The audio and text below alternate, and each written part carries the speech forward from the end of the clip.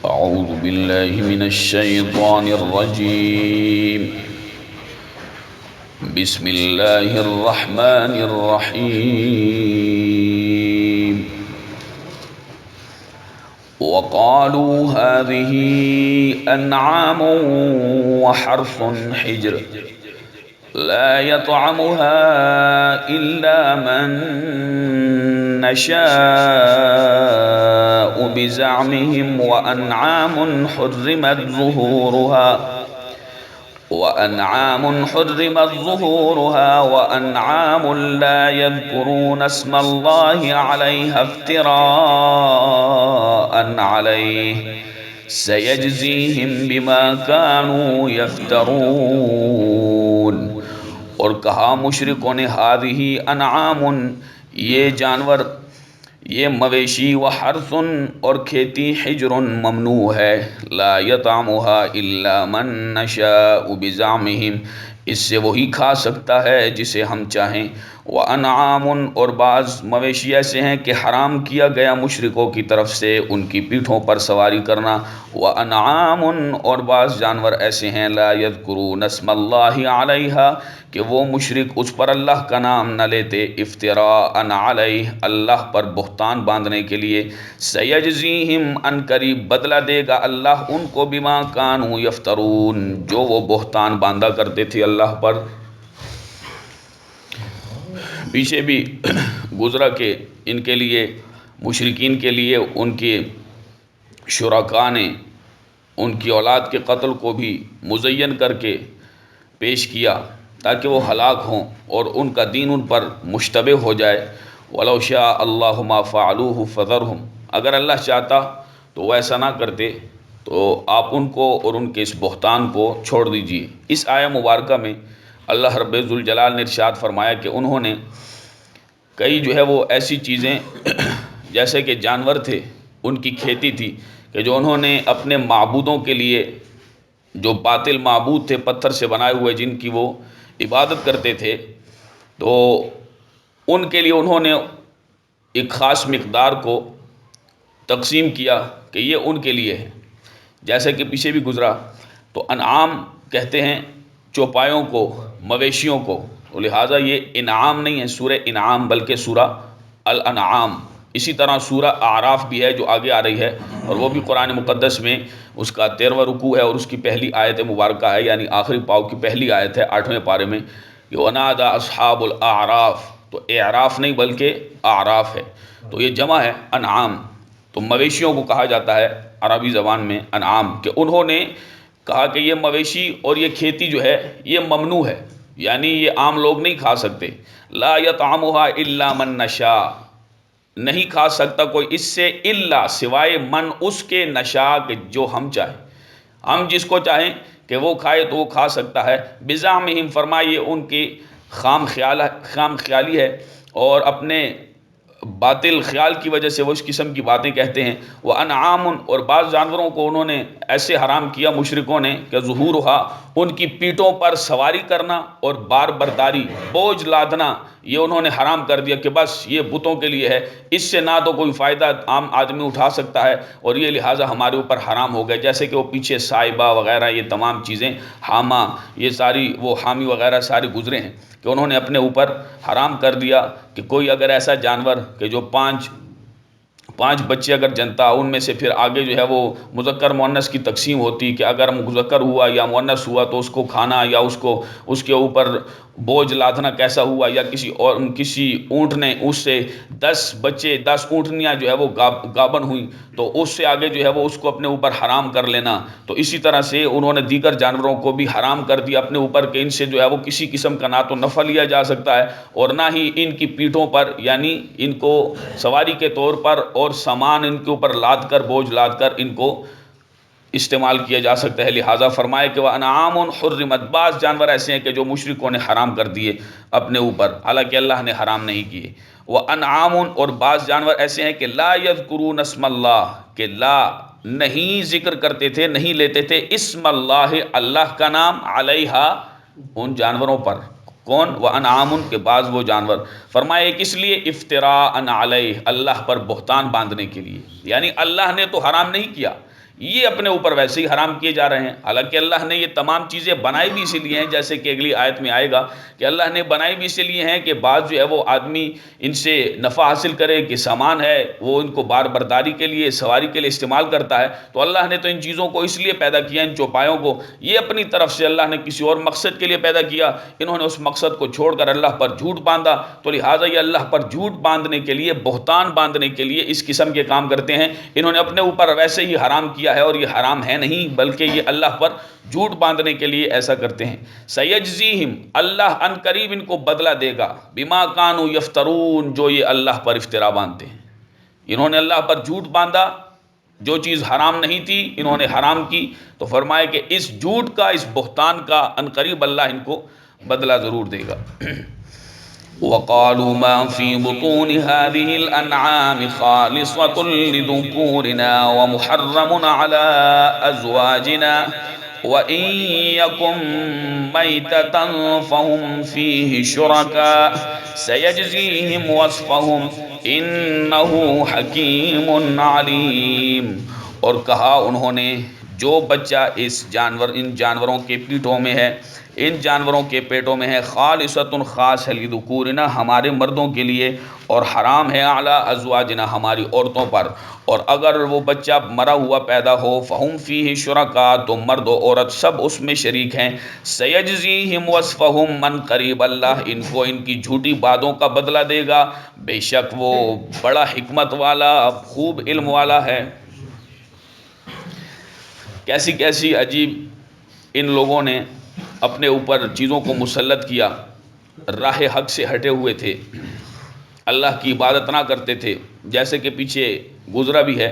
کہ انہوں نے یہ شرک کیا، اور شرک جو ہے وہ حضرت ابراہیم علیہ السلام کی اولاد سے لے کر، یعنی اولاد حضرت اسماعیل میں،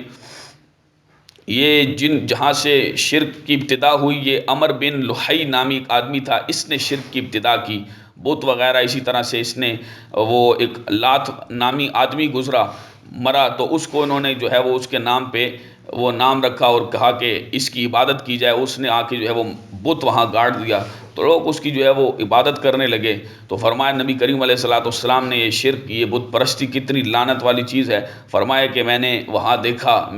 شب معراج میں، جب میں اللہ نے مجھ پر یہ انعام فرمایا اور اپنا دیدار بھی کروایا، تو میں نے وہاں عمر بن لحی کو دیکھا، وہ اپنی آنتیں کھینچ رہا تھا،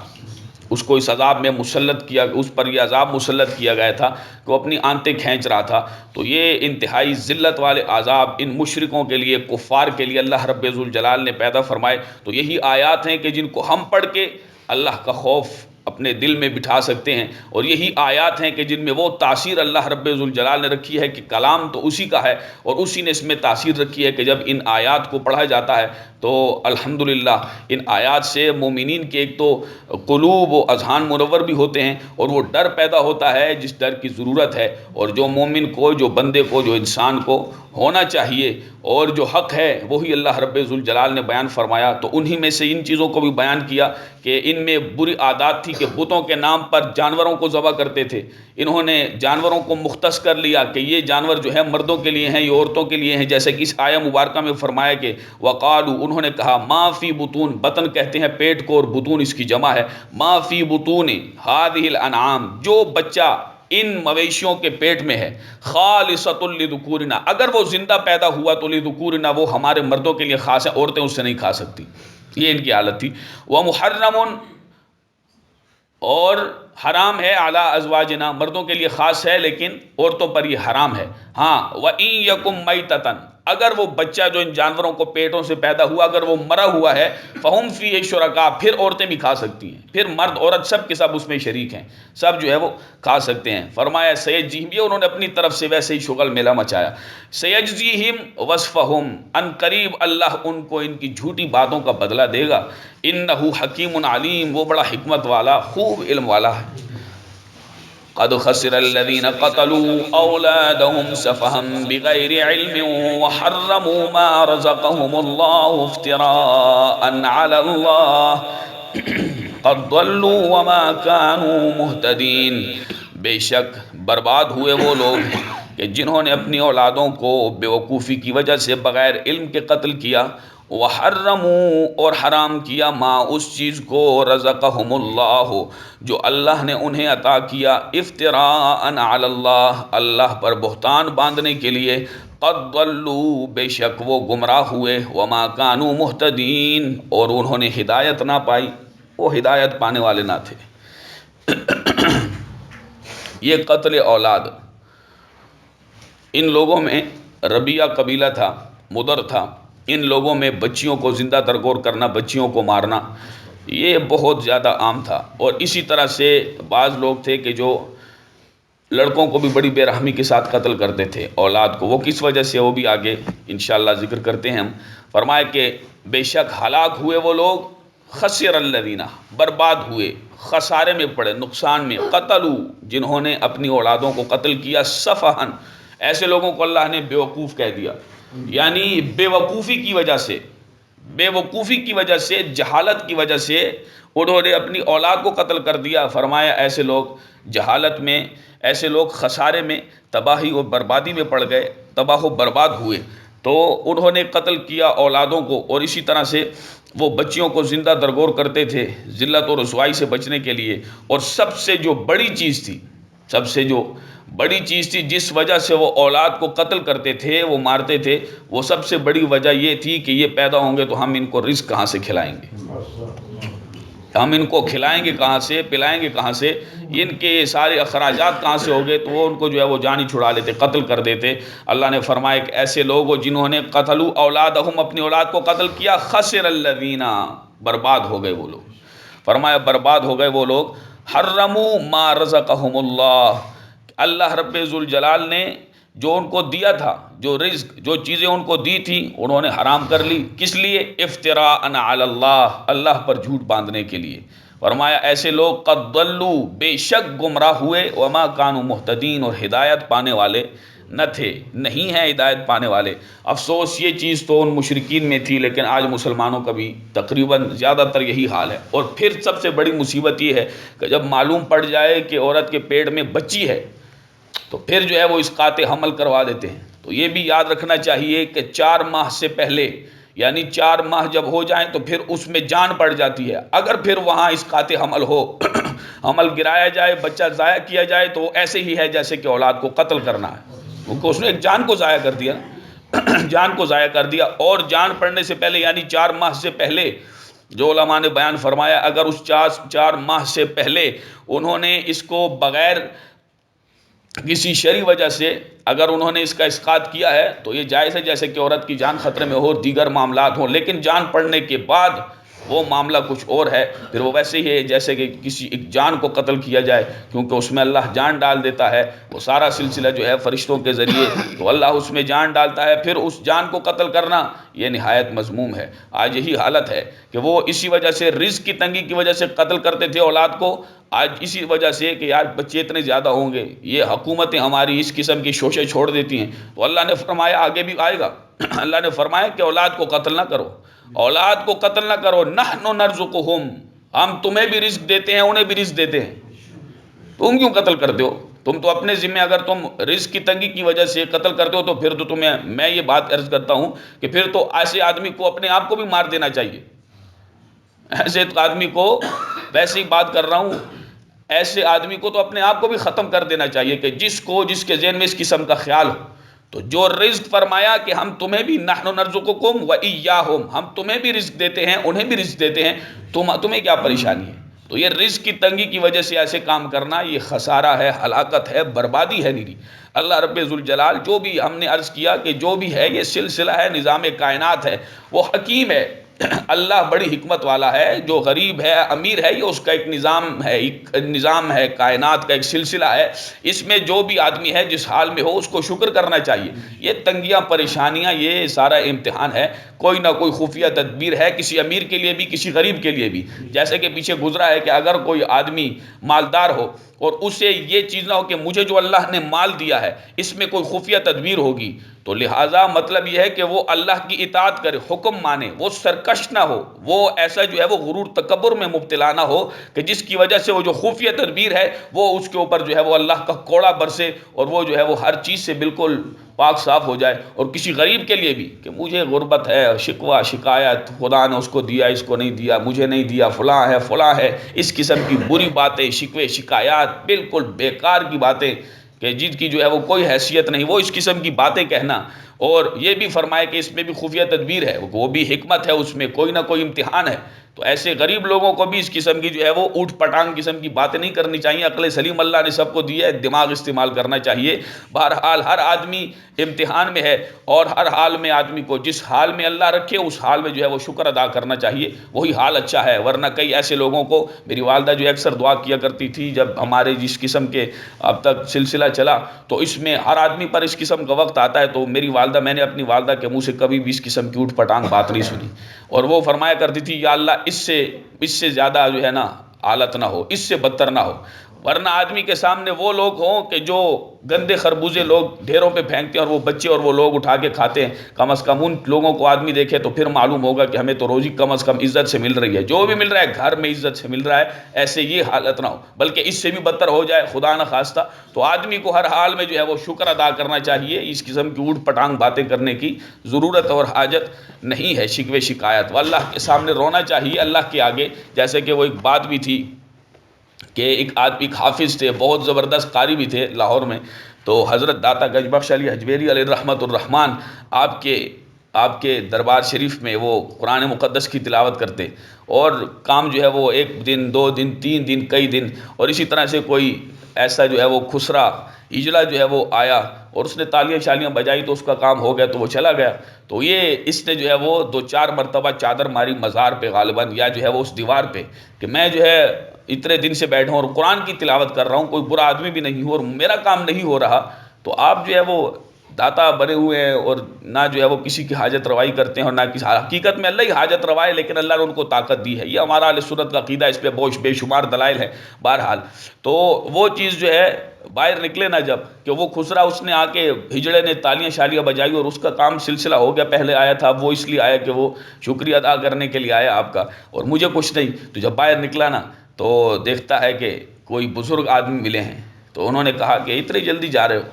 یہ دیکھو میری کمر پہ جو تم نے مارا ہے نشان پڑے ہوئے ہیں۔ تو یہ آدمی مطلب حضور داتا گنج بخش علی حجویری آئے تھے، یہ اولیاء کی کرامات ہیں، یہ کرامات ہے اولیاء کی، جو تم نے وہاں مزار پہ چادر ماری تھی، یہ دیکھو میری پیٹھ پہ نشان پڑے ہوئے ہیں۔ تو یہ تمہاری آواز اتنی خوبصورت تھی کہ تم پڑھتے تھے، ہمیں مزہ آتا تھا۔ تو وہ بعض لوگ ایسے نیک اللہ کے ہوتے ہیں کہ ان کو شکوے شکایت نہیں کرنی چاہیے، وہ اللہ دیکھتا ہے کہ یہ اللہ رب ذوالجلال اس چیز کو کہ یہ آدمی کتنی تسرع کے ساتھ، انکساری اور عاجزی کے ساتھ میرے دربار میں یہ گڑ گڑا رہا ہے، مانگ رہا ہے، وہ ادا اللہ کو پسند آتی ہے، اور آدمی اس پہ سمجھتا نہیں ہے کہ یہ مجھے چیز کیوں نہیں مل رہی، اور وہ شکوے شکایات کرنے لگ جاتا ہے۔ تو گرامی قدر حضرات، بات کرنے کا مقصد یہ ہے کہ جو چیز جس حالت میں ہو آدمی حقیقت جانے، یہ سلسلہ ہے اور ہمارا بھی تجربہ ہے اتنی عمر میں، کم از کم یہ سب جو ہے وہ سلسلہ جو ہے وہ چلتا رہتا ہے۔ کوئی آدمی بھی اس میں کوئی ایسا آدمی بھی نہیں دنیا میں روئے زمین پر کہ جو کہ مجھے کسی قسم کی کوئی ٹینشن اور پریشانی نہیں۔ ہر آدمی کسی نہ کسی ٹینشن میں ہے۔ اگر مالدار ہے تو اس کے اپنے ایک حساب سے، اس لیول کے حساب سے اس کے اخراجات ہے، سلسلہ ہے۔ غریب ہے تو اس کا اپنا وہ ہے۔ تو ہر آدمی کو کسی ایک اینک سے نہیں دیکھنا چاہیے، ایک ہی نظر سے نہیں دیکھنا چاہیے۔ ہر آدمی کے مسائل ہیں، مختلف پریشانیاں ہیں، لیکن صرف اپنے آپ کو دیکھنا چاہیے اور مسبب پر نظر رکھنی چاہیے، اسی کی دربار میں اسی کے احکامات پر عمل کرنا چاہیے۔ کامیابی اسی میں ہے۔ وَهُوَ الَّذِي أَنشَأَ جَنَّاتٍ مَّعْرُوشَاتٍ وَغَيْرَ مَعْرُوشَاتٍ وَالنَّخْلَ وَالزَّرْعَ مُخْتَلِفًا أُكُلُهُ وَالزَّيْتُونَ وَالرُّمَّانَ مُتَشَابِهًا وَغَيْرَ مُتَشَابِهٍ كُلُوا مِن ثَمَرِهِ إِذَا أَثْمَرَ وَآتُوا حَقَّهُ يَوْمَ حَصَادِهِ وَلَا تُسْرِفُوا إِنَّهُ لَا يُحِبُّ الْمُسْرِفِينَ۔ اور وہی ہے کہ جس نے پیدا کیے بچھے ہوئے اور بغیر بچھے ہوئے، اور انگور اور کھیتی کو پیدا کیا، مختلفاً اکلہ جن کے کھانے مختلف ہیں، والزیتون والرمان اور زیتون اور انار کو پیدا کیا، متشابہن یہ سب کے سب کچھ برابر ہیں، وغیر متشابہ اور کچھ آپس میں نہیں ملتے، کلو کھاؤ من ثمرہ اس کے پھل سے، اذا اثمر جب وہ پک جائے، وآتوا اور دو حقہ اس کا حق یوم حصادہ کٹائی کے دن، ولا تسرفوا اور نہ اسراف کرو، فضول خرچی نہ کرو، بے شک اللہ فضول خرچی کرنے والوں کو پسند نہیں فرماتا۔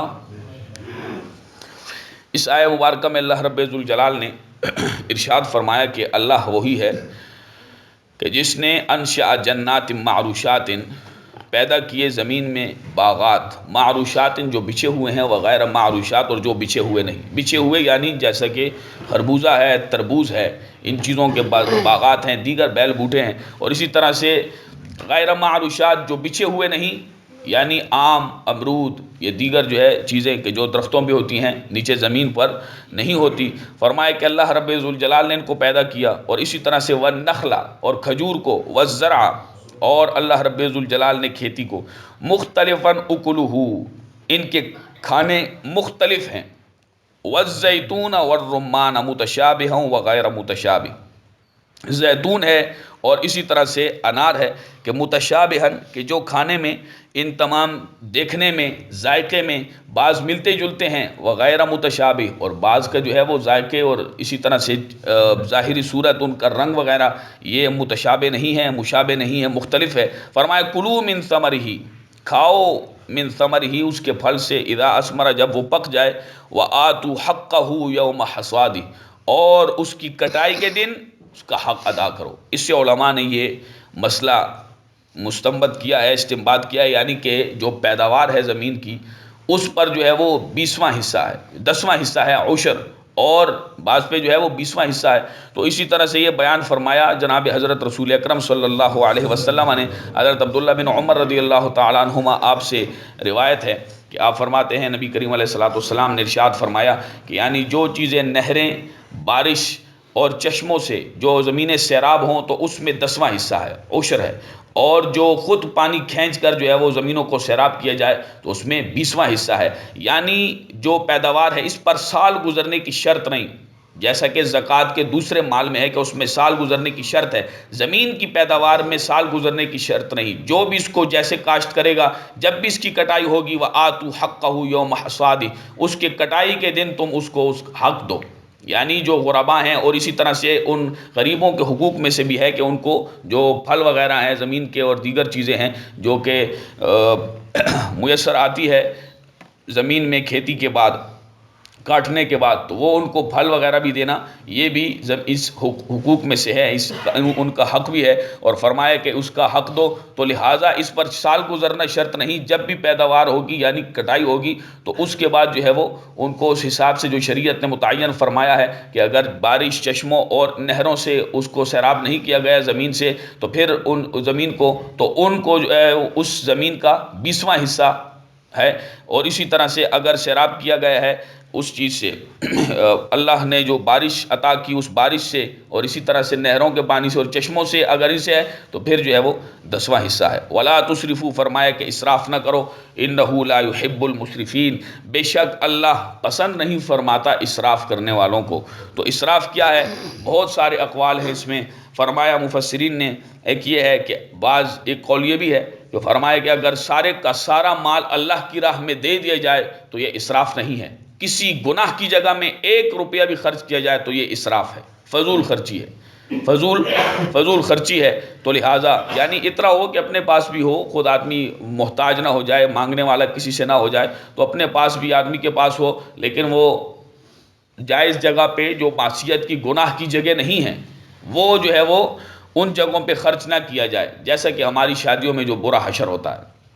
جو حلال کام ہے ہم حلال طریقے سے باہر ملکوں میں دیگر شہروں میں دوڑ کے کماتے ہیں پیسے، وہی آگے جو ہے وہ ڈھول کی تاب پہ ناچنے والوں کو جو ہے وہ ہم بیچارے مسلمان ان پہ تمام کا تمام وہ زیادہ سے زیادہ مال لٹا دیتے ہیں، اور غریب ویسے ہی مر رہا ہوتا ہے۔ دیگر بہت سارے معاملات ہوتے ہیں غریبوں کے علاوہ بھی، دیگر جو ہے وہ کرنے کے کام ہیں جو ہم نہیں کرتے، اور اس کو جو ہے وہ لوگ کیا کہیں گے، لوگ کیا کہیں گے،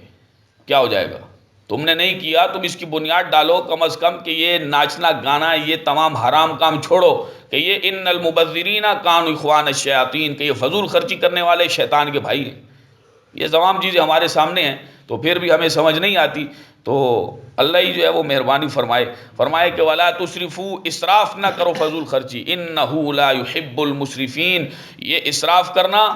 یہ اللہ ایسے مسرفین کو اللہ رب ذوالجلال پسند نہیں فرماتا۔ تو جو اللہ کو پسند نہ ہو تو بے شک 1000 نمازیں پڑھو اور حرام کام کرتے رہو اور برائی میں جو ہے وہ پیسے، اپنے جتنا بھی مال ہے اس کو ضائع کرتے رہو، اس پہ تو کچھ بھی آپ کا نہیں بنے گا۔ اللہ رب ذوالجلال تمام مسلمانوں پہ اپنا فضل فرمائے۔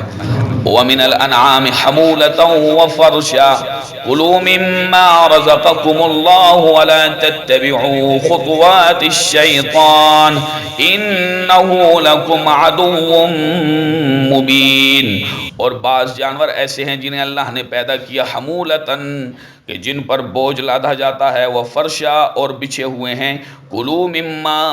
کھاؤ اس میں سے، رزقکم اللہ، جو اللہ نے تمہیں دیا، ولا تتبعوا، اور پیروی نہ کرو، خطوات الشیطان، شیطان کے قدموں کی، بے شک وہ تمہارا کھلا دشمن ہے۔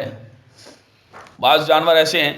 کہ جو جیسے گدھا ہے، اونٹ ہے، دیگر جانور ہیں کہ جن پر حمولہ، یعنی اللہ نے انہیں پیدا کیا کہ ان پر بار برداری کے وہ کام آئیں، ان پر بوجھ لادا جائے اور سواری کے وہ کام آئیں، وہ فرشہ، اور بعض جو ہے اسی طرح سے بکری وغیرہ ہے کہ دیگر چیزیں، کہ دیگر جانور ہے، بکری ہو گئی، اور اسی طرح سے کہ وہ بوجھ نہیں اٹھا سکتے، تو بعض کو اللہ نے بوجھ اٹھانے کے لیے، بار برداری کے لیے، سواریوں کے لیے پیدا فرمایا، اور بعض کو جو ہے وہ اللہ رب ذوالجلال نے جن کو